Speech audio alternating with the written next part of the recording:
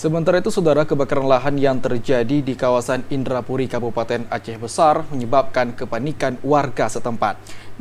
Hal ini dikarenakan lokasi kebakaran berada di sekitar lokasi stasiun pengisian LPG. Kebakaran hutan dan lahan di Kecamatan Indrapuri, tepatnya Gampong Lampana, merupakan insiden kebakaran yang sempat menimbulkan kepanikan Jumat kemarin. Kondisi ini menyusul lokasi kebakaran yang berada di dekat stasiun pengisian bulk LPG di kawasan Indrapuri.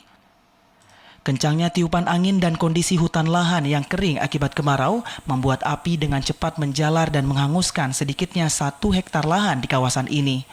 Petugas BPBD Aceh Besar yang tiba di lokasi langsung melakukan upaya pemadaman dibantu personel TNI, Polri, dan Mapolsek setempat.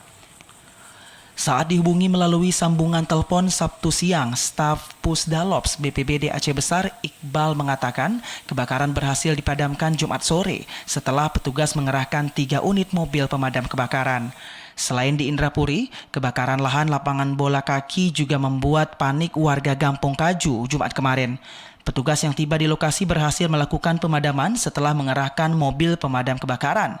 Iqbal mengimbau warga agar tidak membuang puntung rokok sembarangan dan menghentikan aktivitas membakar guna mencegah terjadinya kebakaran lahan. Dari Aceh Besar, Arman Konadi melaporkan.